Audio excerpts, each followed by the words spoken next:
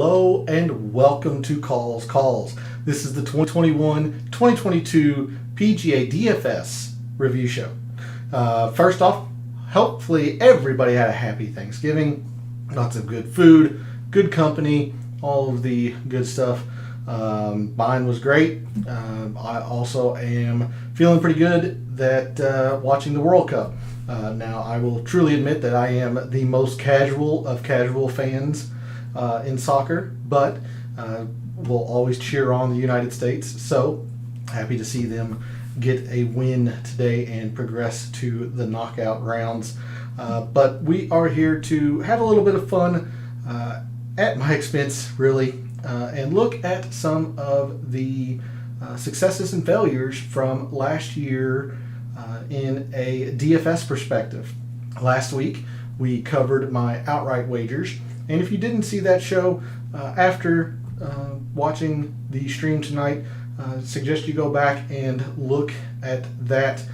Pretty fun, pretty successful year as it was in the outright market. We will see that the DFS is a bit of a different story, but here to have a little bit of fun tonight, laid back. Want to hear from you all. What kind of wagers did you happen to do well in? What kind of lineups and players? Did you have a particularly strong week? All of that good stuff around DFS. So no Fantasy National tonight, but I would be remiss if I did not recommend you go check them out. They allow me to do what I do as a statistical analyst.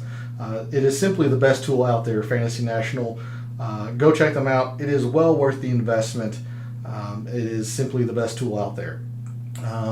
In the description to the video, there are links to all of my social media, Twitter and Instagram. This is where I generally post research throughout the PGA Tour season regarding winners or course stats or anything along those lines. Also, if I have updates to my schedule and whatnot, I post that to social media. It's also a good way to get a hold of me if you have any questions and whatnot when the PGA Tour season kicks back up. And Twitter is also where I post my betting cards. So all of my receipts are there from the past year if you want to call BS on anything, or if you just want to laugh and see that you didn't make a lot of the bad wagers and such that I did. But that is over there on Twitter. And then there is a link to Twitch as well, which is opening up for some new content. I've been focused a lot in the fall on Showdown, and I have been somewhat successful in the Showdown atmosphere. So that content is going to begin expanding starting at the beginning of the new year. So if you want to see a lot of the Showdown content, give me a follow at Twitch. I also am live Monday and Tuesday mornings researching for the golf tournaments, and then when baseball starts, I'll be live doing baseball content as well over on Twitch. So a lot going on over at Twitch as well. So if you want to see a lot of that content, give me a follow there. I mentioned how I wanted to hear from you all. How was your Thanksgiving? What are you looking forward to in the upcoming month or so of the off season of the PGA? Laid back show. Let's have some fun. Want to hear from you all in terms of successes and failures from DFS. How much are you blaming me for any losing? All of that good stuff. I do have one more announcement in the sense that next week there will be no show on YouTube on Tuesday. So on the next Calls show specifically for YouTube will be December the 13th. Tuesday, December the 13th. That'll be a very, very fun show. It is the Good Calls, Bad Calls show that seemed to be very, very popular last year. So I'll bring that back. We'll bring out what I think are 5 of my best and worst advice throughout the year. So I have a little bit of fun in that regard. my present to you, if you will, in the sense that we can reminisce on the good advice, the good wagers, good players I recommended to you, and you can have a laugh at my expense on some of the outrageous recommendations I gave to you, and there are plenty of those as well. So that will be Tuesday, December the 13th. But between now and then, I am live every Friday night on Twitch, as well as YouTube, but it's not a calls, say golf or gambling focused stream. Especially in the off season, going to be much more laid back. I'm going to be starting my gaming content. I attempted to do so last Friday. It did not work out well, as the emulator that I was using was not cooperating. But I think I have fixed all of those issues. So this Friday will be another Friday night chill stream. I hope you consider dropping on by. We'll be playing a myriad of games, but am always up for something new. If you want to jump in chat and suggest something, or just come by and hang out. Honestly, that would make my Friday evening if you just jump on, chat, and say hello. That'd be a great Friday evening, just to build the community, get some people together, and let's have some fun with that. So we'll be doing a lot on Friday evening, and then I will be live on Twitch Thursday, since it is the start of the new month, December the 1st. I generally like to play games that have some login rewards and stuff, and we'll start that on the 1st. But the big stream will be Friday the 2nd. So all of that is the upcoming schedule. Again, no show next Tuesday the 6th. The next calls will be on December the 13th, but I will be streaming on Friday evening, the Friday night chill stream, and then if there is enough demand, I'll be on Twitch as well. So give me a follow there. But let's get into it. Let's do what you came here to see. Let's make some fun of some of my DFS performances. And so I'm going to start off with the tournaments. So there were 46 tournaments throughout the 2021-2022 season. And I have highlighted 5 for you. These are the 5 tournaments that I had a positive return on investment.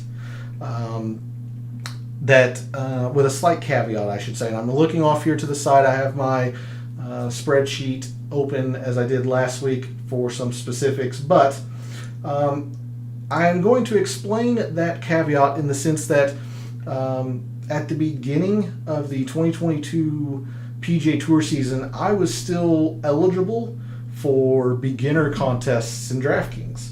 So I played those just to get a feel for how contests worked and all of that stuff. So anything that was a beginner contest, I did not include in terms of a top 5 tournament in terms of return on investment. It's meant to be a humble brag, but they are also beginner tournaments. I cashed every lineup in a beginner tournament. So all of those return on investments were 100%. So I did not list those. There were 6 tournaments for that. Ended at the at the Bermuda. So I was no longer a beginner starting at Houston in terms of DFS. So the number 5 tournament for me this past season was at the end. It was the BMW. The BMW, I had a 5% return on investment. Not strong, but I did cash almost half of those lineups. Was very, very proud of that. So Tony Finau was my number 1 player, but he was also the most highly projected own, 25% that week. Instead, I had a huge focus on Corey Connors, on Scott Stallings, Xander, John Rahm. These players, even though Rahm in particular was pretty popular, Corey Connors ended up, at least he was projected, ended up at 11%. I think he was around 10. He was number 2 in my rankings. Used him quite a bit. led to a very successful week. He ended up top fiving. Sungjae was a top 15. Rory top 10. So 4 of my top 5 players, Tony Finau being number 1, he finished T28, but all the others top 15.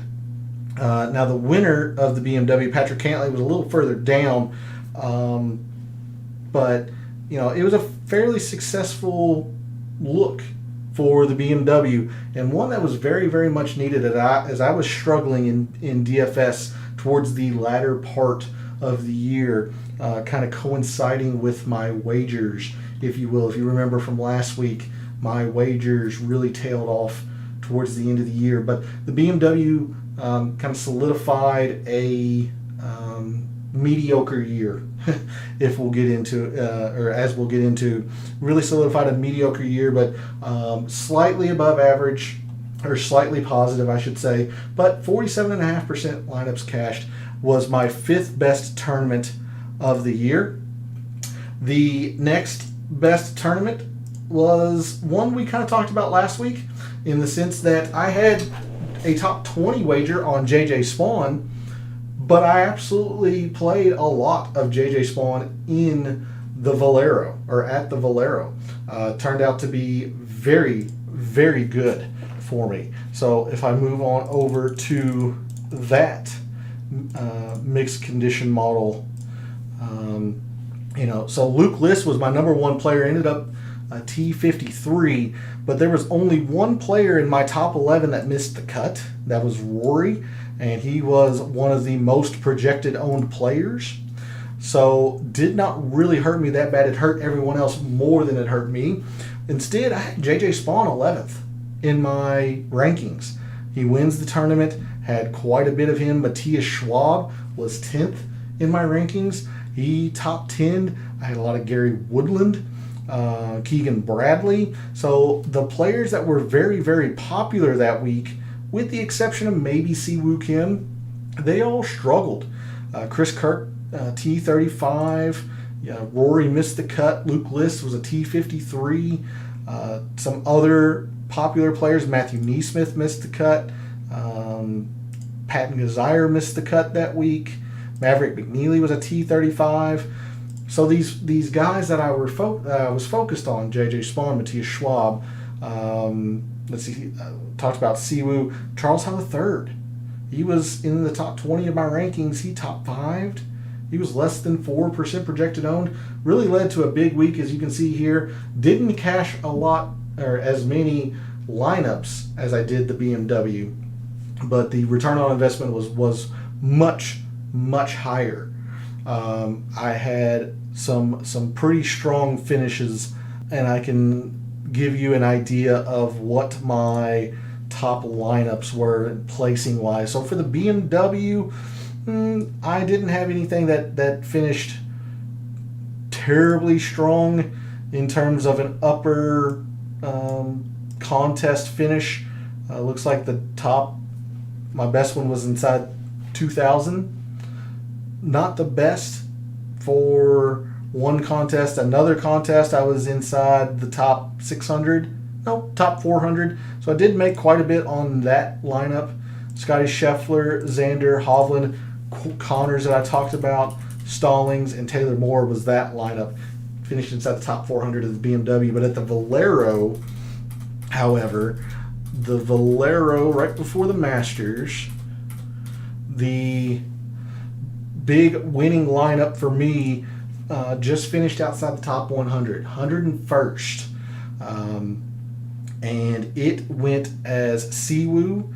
Chris Kirk, even though he missed the cut, he was used a lot by a lot of people, so it didn't hurt me too much. But Keegan Bradley, I had Russell Knox, Aaron Rye, and JJ Spawn. JJ Spawn was 6,700 that week and won the tournament. I had quite a bit of JJ Spawn. That lineup alone was about a 400% return on investment. I had several that triple and doubled my money in that contest. So that contest alone was really, really strong. That was the 4th best tournament that I had in 2021 and 2022. We've now moved to number 3. and that was Tom Hoge. And even though I did not have Tom Hoge's win at Pebble Beach, I made a lot of money this week.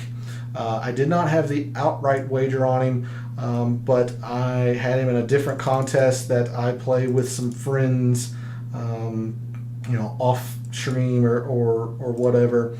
Had Hoge to win in that regard. He was number 4 in my rankings.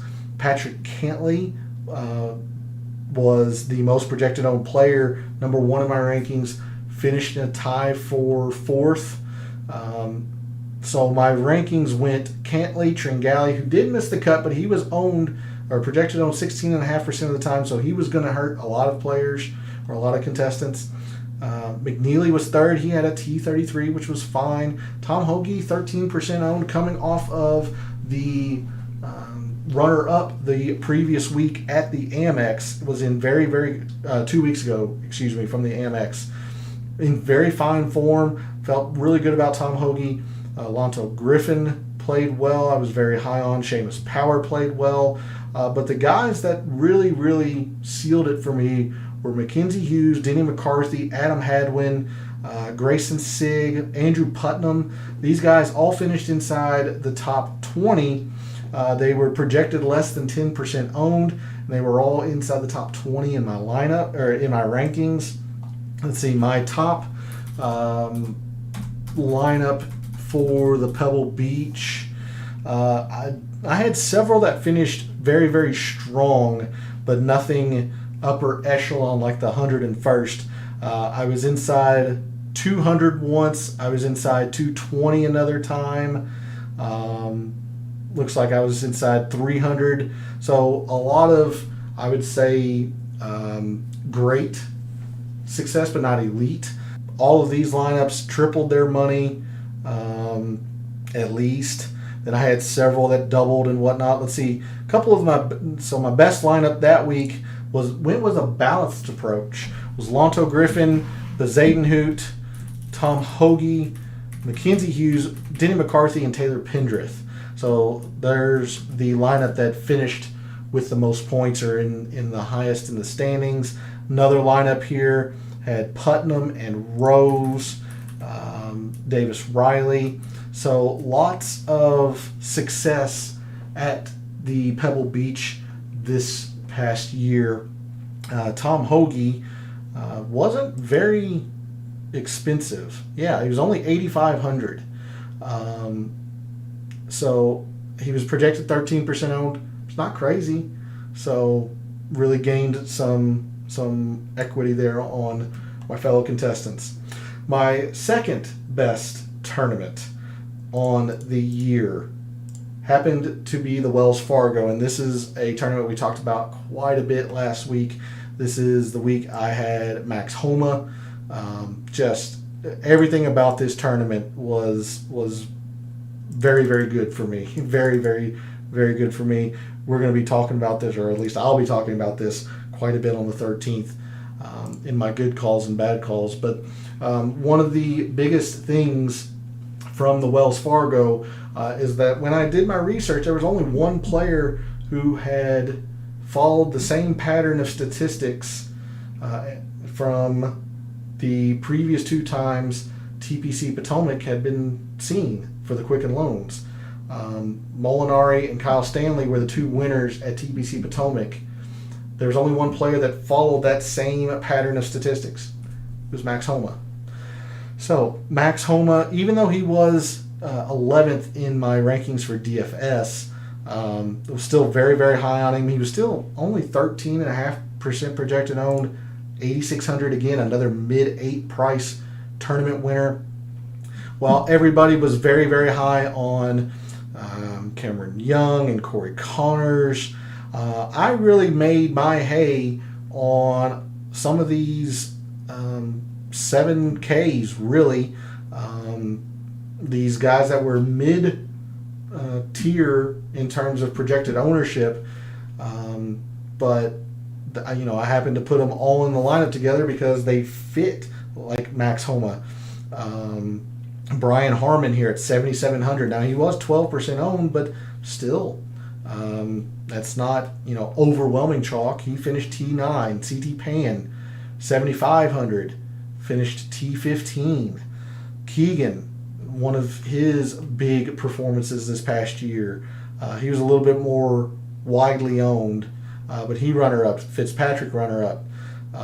In fact, of my top 11, only 2 missed the cut, and I didn't use one of them a whole lot, knowing they were going to be popular. So if I look for the Wells Fargo, give you an idea of some of the lineups and where they placed. It was the reason I have such a big ROI for the Wells Fargo was one lineup that I entered in 2 different contests, and this lineup went berserk.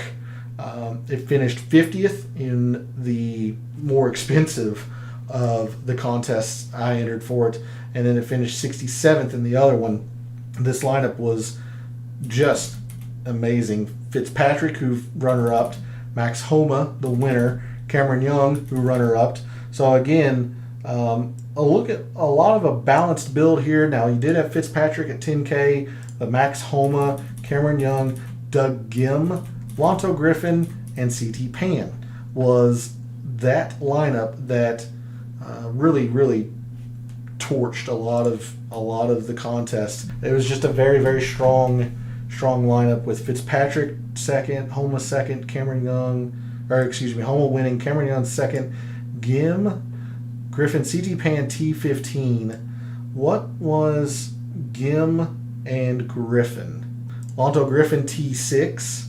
Doug Gim missed the cut. So it was a 5 of 6, but I had 2 of the 3 runner-ups in the lineup, the winner, a T6, and a T15. So it was just a very, very, very strong 5 of 6 that performed very, very well for me that week.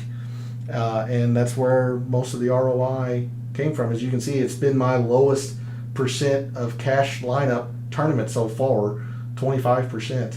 I only cashed a quarter of the lineups, but when you finish in the top 50 in a contest, it's gonna raise your ROI quite a bit. But without a doubt, the biggest week that I had this past year was at an alternate event. And it's an event that we talked about quite a bit as well last week. The same time as the match play, which obviously gets the majority of the attention, as it should. It's a big event. There's also the Corrales. And you see the return on investment there. It is a tournament that I had my first podium finish. I finished 3rd in this alternate contest on DraftKings, and this lineup was close to 1,000% return on investment. It was amazing. Johnny Vegas, who ended up tied for 4th, Brian Stewart, David Lipsky, Chad Ramey, Chase Seifert, and Brandon Wu. Chad Ramey, the winner of the Corrales. And you see the amount of lineups that I cashed. It was a respectable tournament in terms of cashing. But honestly, it was the lineup that finished 3rd in that contest. It was a fantastic lineup for that week, and it was one that I just kind of had. I don't want to say it was luck that I put it together, but there was no guarantee that was going to be one of the lineups when I started making them. As my top 10, only 6 of the top 10 made the cut. My number 1 player that week was Austin Smotherman. He missed the cut. This just happened not to have him in the lineup. Doc Redman, Patrick Rogers, Mark Hubbard, these guys all missed the cut. But the ones that did make the cut, Johnny Vegas, who was 3rd in my rankings, he was the most expensive player that week. He had played the Corrales extremely well. He would finish T4, Lipsky T7, Brian Stewart T7, and then Seifert T22, Chad Ramey, your winner.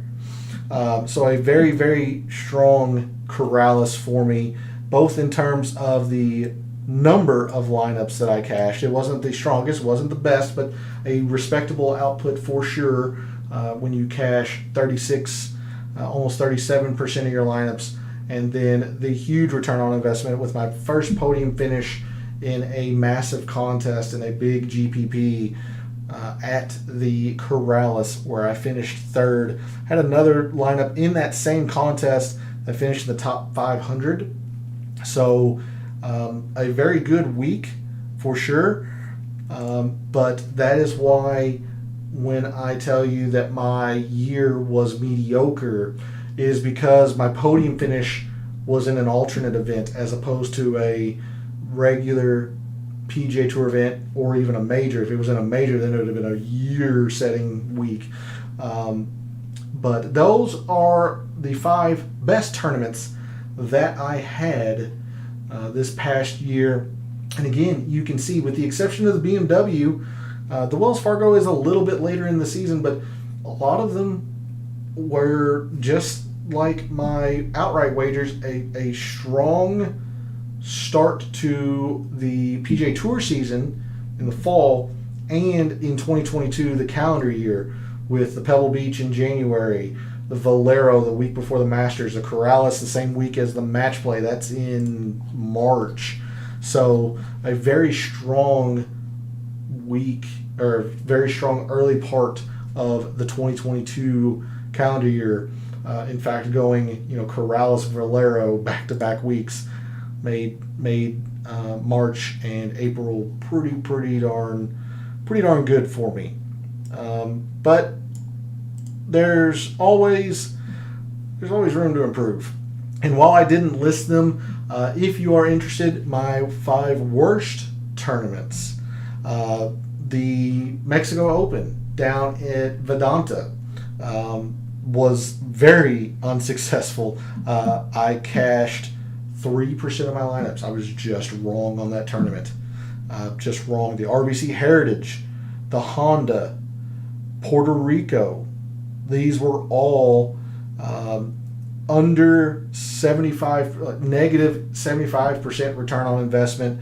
None of those tournaments that I just listed, the Puerto Rico, Honda, Heritage, Mexico, and I'll throw in Houston as well. Houston, the return on investment is a little bit higher because it had one lineup that tried to save a little bit of my DFS, but in terms of amount of lineups that cashed, all of those tournaments, those 5, had lineups cashing less than 10%. So, those were some pretty poor tournaments as well for me. And surprisingly, they were kind of intermingled with the same time frames as these. It just happened to be towards the summer, except for the Wells Fargo, but the summer and leading into, say, July, August, and then the playoffs, the DFS was kind of lacking. It just kind of slowly ate away at that profit that I had gained early in 2022. So that is a look at tournament-wise. I'm now going to come to some players, and I'm going to list 5 what I deem non-qualifying players. These are players that I used less than once per week. And the way that I went about this is, at the beginning of the show, I mentioned that there were 46 tournaments. So in order for a player to qualify, per se, I needed to have used them 46 times, or averaged using them once per week. So with that, these are the players that performed very well, just did not have, or I didn't use them in 46 lineups throughout the year. So again, we'll start with number 5 here, and it is a player that makes a lot of sense when you think about it, because he was hurt. It was Taylor Pendrith. Used him in 38 lineups. He returned 13.5% on investment for me. Let's see. Taylor Pendrith, he cashed 31.5% of the time. So pretty happy with that. But yeah, Used him only 38 times. Again, he was injured throughout most of the 2022 season. We're going to talk about Taylor Pendrith quite a bit in the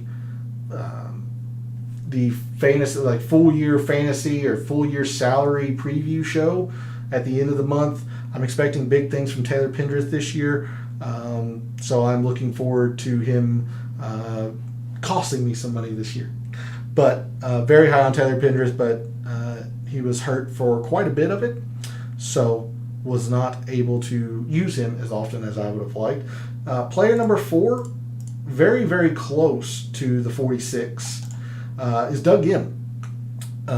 Doug Gim with a 112% return on investment.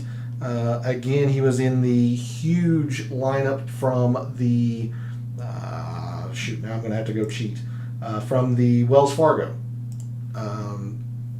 So part of that lineup with Max Homa and Cameron Young, Matt Fitzpatrick and such. Doug Gim used 40 times. Now he only cashed 22.5% of the time. But again, when you are in that monster lineup, that top 50s, a regular PGA week contest at DraftKings, it's going to boost your ROI quite a bit. And I didn't use him often. That's the beauty of DFS. That's the beauty of DFS. He is what I would say being artificially raised in my ROI, being carried by that huge lineup from the Wells Fargo. Player number 3 is somebody that I've used quite a bit this fall already, is Brandon Wu. Brandon Wu, used him in 37 lineups. Craziest statistic I'm probably going to show you tonight. Well, maybe not the craziest, but he cashed 4 times. 4 lineups is all that he cashed. But you see that return on investment, it's all from the Corrales. And you're going to see a theme in the next 2 players as well. But the Corrales is all that he cashed. Well, that and 3 others. But, that's good. What's going to make a big return on investment when you find your weeks where you have the 6K play like a Brandon Wu, or a low 7K play like a CT Pan, when these guys pop, have their big week, and you just, a lot of it does take some luck. You got to find the right guys to use with them in that week. I did that with Brandon Wu at the Corrales. He was in the 3rd place lineup. Used him quite a bit that week. I would imagine 3, if not all 4, of his cashing lineups were from Corrales.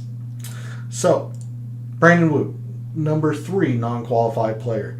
Number 2, somebody that if you are a regular here, you would know I talked about a lot last fall. Brian Stewart, he just missed qualifying. I used him 44 times. He needed 46. But 44 times, he cashed 8 lineups. Again, he was part of that monster Corrales lineup. But used him 44 times, a lot of that being in the fall. Cashed 18.18% of the time. So 8 out of 44 lineups. But again, just like with Brandon Wu, you just need that one big hit, and he was part of it. But the craziest number that you're going to see tonight, and I guarantee it's the craziest number, because he's part of that Corrales lineup, and he was part of quite a few lineups that did very well at the Corrales that week.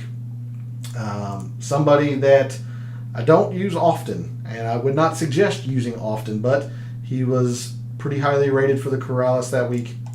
Chase Seifert, 29 times. You see the return on investment there. 665% return on investment. Like I said, he was mainly featured at the Corrales. He was part of the 3rd place team for there, and had quite a few teams that week at the Corrales where he tied for 4th. But Seifert did actually cash 28% of the time. So it wasn't that he was a 1 week wonder like Brandon Wu and a little bit lesser of an extent Brian Stewart. Chase Seifert did cash 28% of the lineups that I put him in. The ROI is just an astronomical number because of the Corrales. So the Corrales, DFS-wise, really carried me at the end of the year. I didn't think it was going to be carrying me. I was hoping to have a very successful year, as it was looking like it was going to start in 2022. But thankfully, the Corrales was good enough that it kind of weathered the storm of poor performances in the summer leading into the playoffs. But because it was the Corrales, not a regular event or, say, a major, it really capped my winnings. But there's a look at the top 5 non-qualifying players. So I have 7 players. There were 7 players that I used at least 46 times throughout the year that made a positive return on investment. So player number 7, very popular player, someone who is used very often. He's just one of the top players in the world. It's Matt Fitzpatrick. He's generally just solid. Used him 130 times for a almost 3% return on investment. Ryan Fitzpatrick only cashed 24% of the time, but that's to be expected with the number of lineups that I use with him. He was generally a go-to just because he was so solid.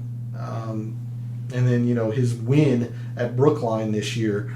Player number 6, my 6th best performer for me, somebody we kind of talked about already. He was in the big Wells Fargo lineup, C.T. Pan. Used him 75% of the time. I generally try to have 2 or 3 weeks where C.T. Pan, to me, just seems like he would jump. The shorter courses that require a lot of precision, I'm thinking the Heritage, places of that ilk, where C.T. Pan generally plays his best golf, the Sony, places like that.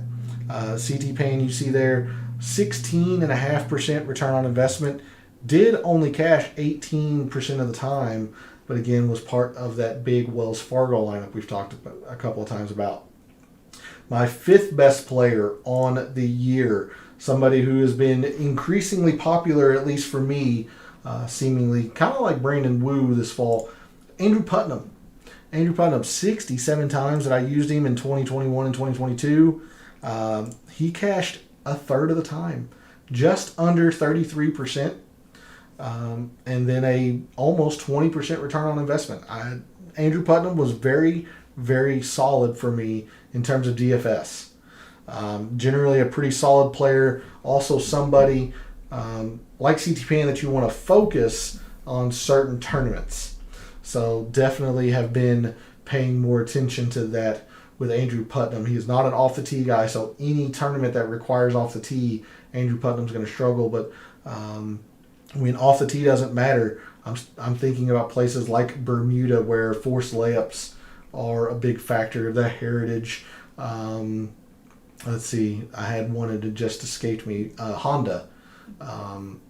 He generally plays pretty well when off the tee isn't a big factor. So Andrew Putnam, my 5th best performer this past year. Number 4, Lonto Griffin. Lonto Griffin. Used him 113 times. You see just over a 1/3 return on investment. He cashed 27 lineups. That's a 24% cash rate, but a 33% return on investment. Again, he was one of the players in the Wells Fargo lineup, I think. So Lonto Griffin is somebody I generally tend to gravitate towards. Generally a pretty good ball striker, pretty good with strokes gained approach. These are the kind of players that rise in my mixed condition models. They generally get used quite a bit in my lineups. Lonto Griffin, a very successful year for me in terms of return on investment. The percentage of cashing, maybe not so much, but I'll live with that if I can get that 33% return on investment. We're into the top 3 for me. Number 3, somebody that I used a whole lot this year, especially at the beginning of the calendar year, Johnny Vegas. Johnny Vegas, 126 times. I really used him. Obviously at the Corrales, I was very high on him.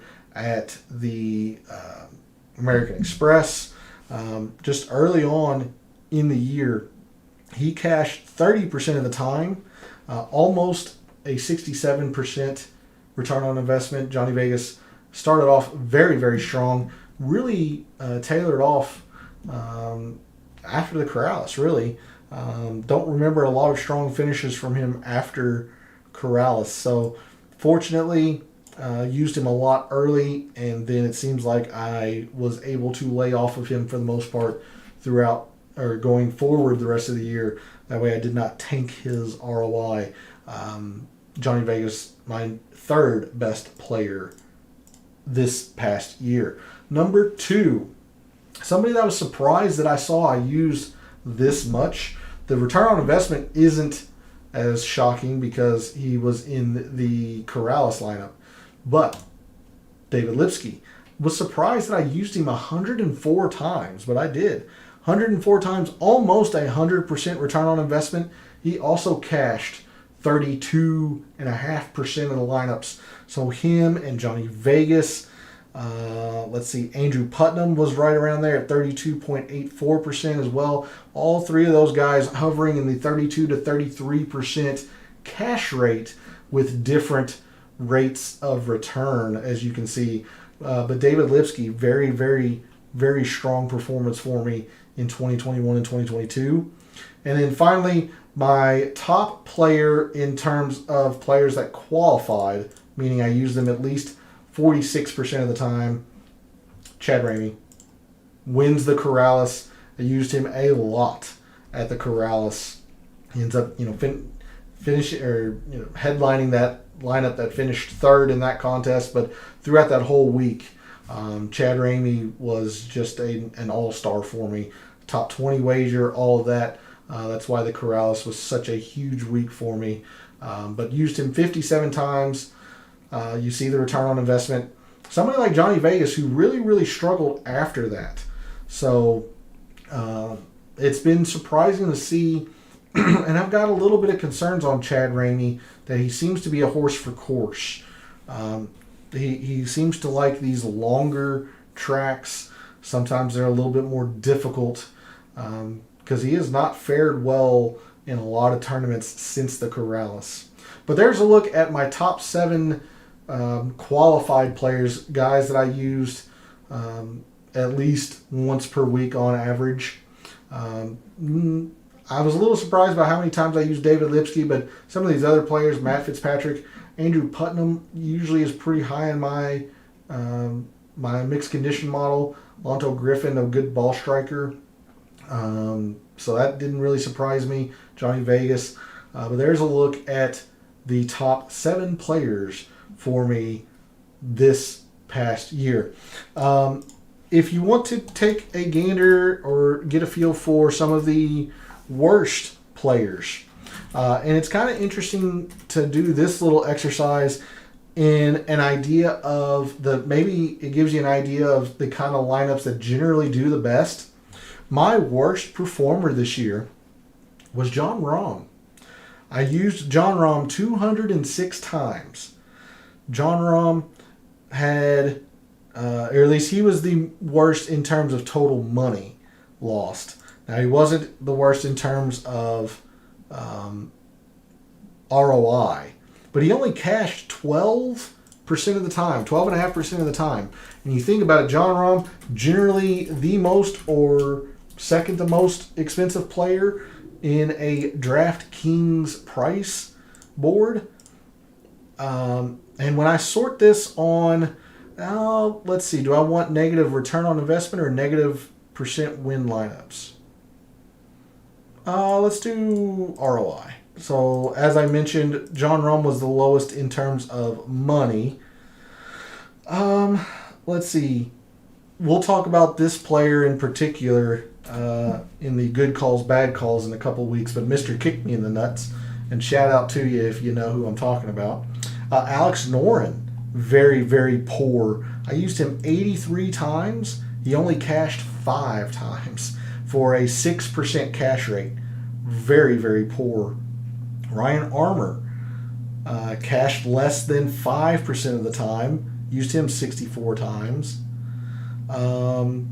Players that were above 90% in terms of the negative, in terms of return on investment, that I used any kind of number of times. Brooks Koepka, Alex Noren, Ryan Armour. Mark Leishman was 89% negative return on investment. Webb Simpson, although it can be expected, he was hurt. I don't know if I had a lot of information on that as it was happening. Let me sort this by the percent of lineups cashed, largest to smallest, or smallest to largest, I should say. Let's see. So Ryan Armour, less than 5%. Alex Noren, Webb Simpson. Louis, I used Louis 81 times. He cashed 6 lineups for a 7.5% cash rate. Very, very poor.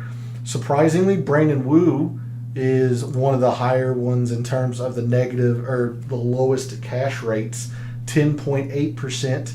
But again, he was part of the Corrales lineup, so his ROI was skyrocketed. Luke List, very poor.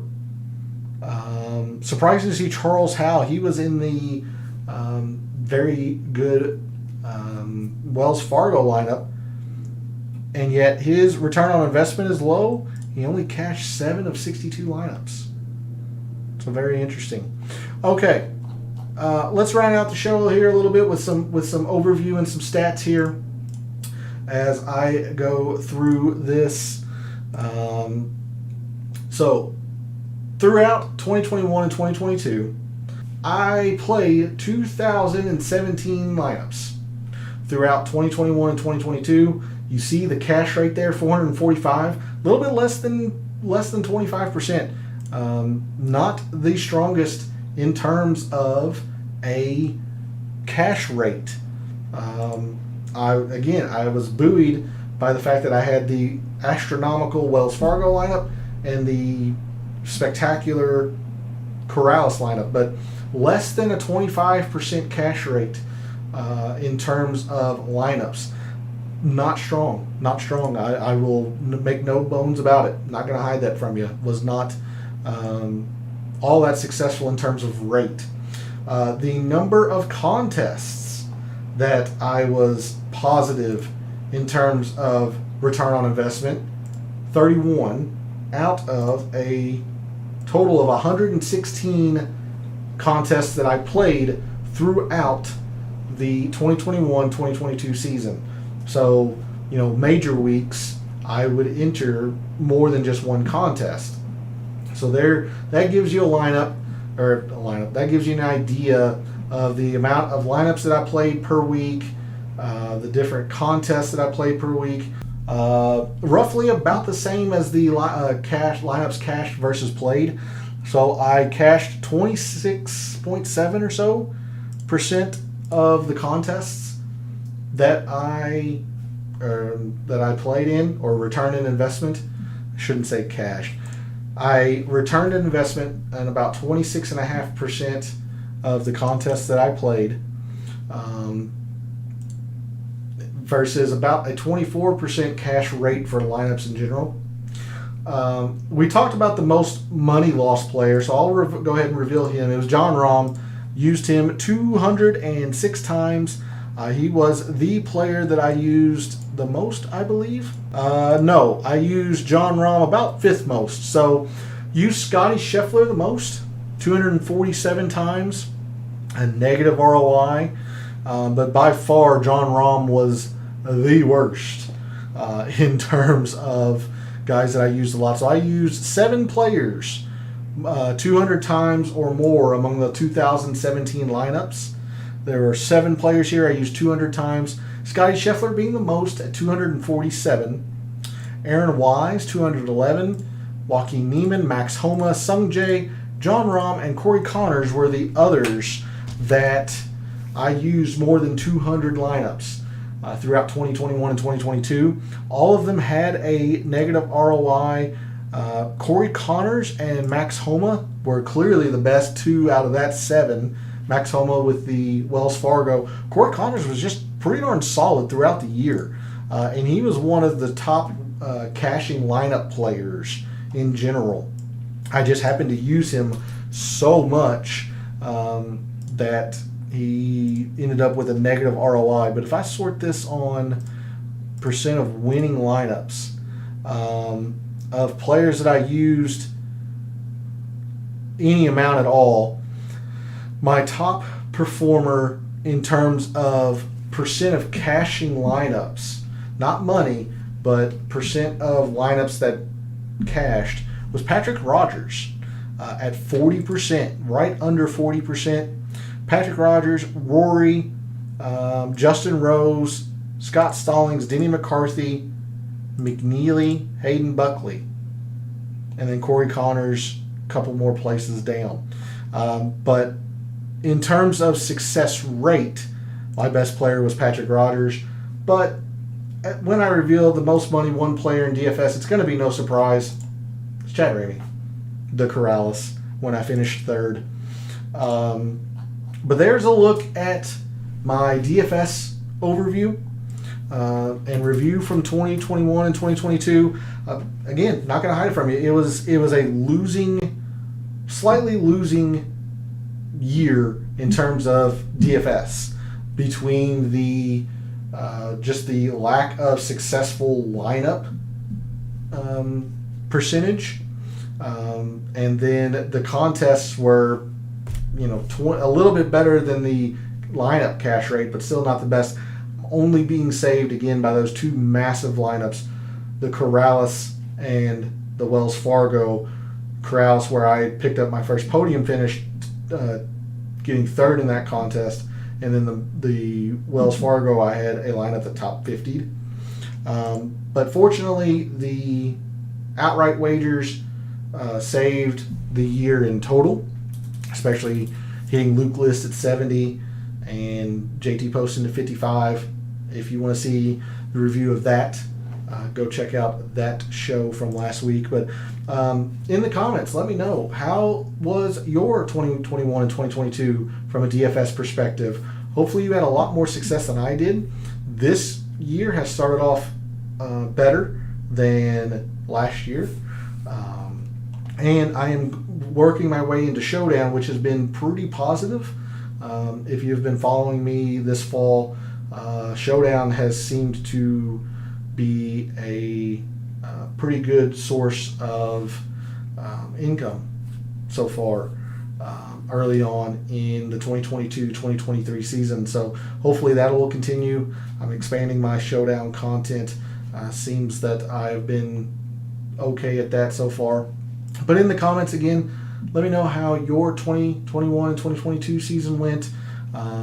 If you want to yell at me for some of these suggestions that I gave you that turned out to be bad, hopefully you followed me at the Wells Fargo and at the Corrales, these other places, the Valero, where I had some success. So thanks again for tuning in and watching. I always appreciate the support. Again, like I said last week, I am never going to be shy about just being transparent and showing you when I struggle, when I don't. So you all have watched for more than a year and a half now, and I'm grateful for it. Hopefully you had a wonderful Thanksgiving with good food and good company, all of that.